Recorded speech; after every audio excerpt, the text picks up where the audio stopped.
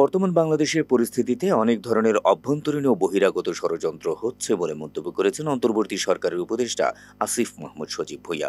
শনিবার বিকেলে কুমিল্লার মুরাদনগর উপজেলার দুর্গারাম সরকারি উচ্চ বিদ্যালয় মাঠে তাকে দেওয়া এক সংবর্ধনা অনুষ্ঠানে তিনি কথা বলেন।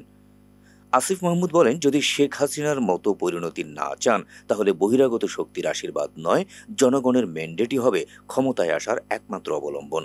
তাই বাংলাদেশের জনগণের ম্যান্ডেটকেই একমাত্র ক্ষমতায় আসার উপায় হিসেবে গ্রহণ করুন।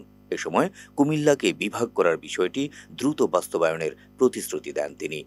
অনুষ্ঠানে কুমিল্লা ও অন্যান্য জেলায় বৈষম্য বিরোধী ছাত্র আন্দোলনে অংশ নেয়া মোট ৩৫ জন শহীদের পরিবারকে অর্থ সহযোগিতা প্রদান করা হয়।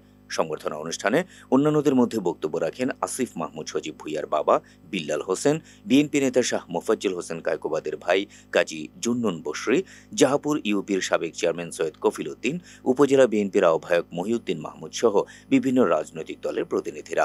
অনুষ্ঠানটি সঞ্চালনায় ছিলেন সমন্বয়ক তরিকুল ইসলাম। এর আগে দুপুরে কুমিল্লা জেলার মুরাদনগর উপজেলার সকল কর্মকর্তাদের সঙ্গে মতবিনিময় করেন উপদেষ্টা আসিফ মাহমুদ। বর্তমান বাংলাদেশের পরিস্থিতিতে অনেক ধরনের অভ্যন্তরীণ এবং বহির্গত ষড়যন্ত্র হচ্ছে।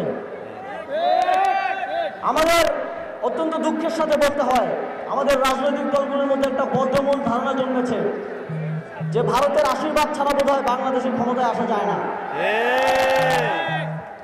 ফলে তারা যে ধরনের বক্তব্য দিচ্ছে তা এদেশের স্বাধীনতাকামী সার্বভৌমত্বের পক্ষের জনগণের জন্য অত্যন্ত কলঙ্কজনক এবং দুঃখজনক।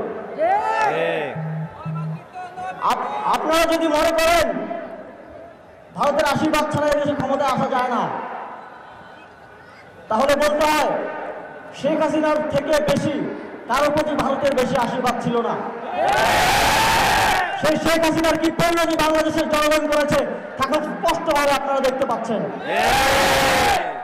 আপনারা যদি ভবিষ্যতে সে ধরনের পরিণতির সম্মুখীন হতে না চান, বাংলাদেশের জনগণের ম্যান্ডেটকেই ক্ষমতায় আসার একমাত্র উপায় হিসেবে অবলম্বন করুন, অন্য কোনো বহিরাগত শক্তির আশীর্বাদ নয়।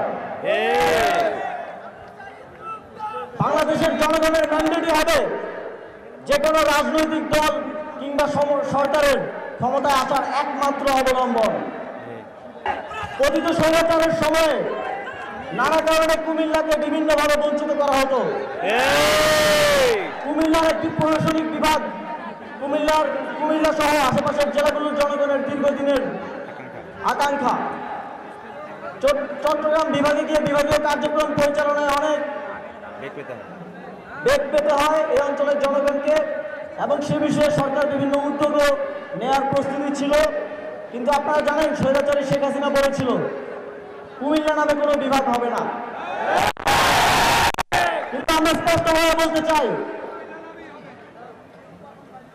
এখানে কোনো বিভাগ হলে সেটা কুমিল্লার নামেই হবে। এবং আমি সরকারের সর্বোচ্চ নীতি নির্ধারকদের সাথে কুমিল্লাকে একটি প্রশাসনিক বিভাগে রূপান্তরের জন্য আলোচনা করব এবং অতি দ্রুত সময়ের মধ্যে তা বাস্তবায়নের জন্য প্রচেষ্টা করব।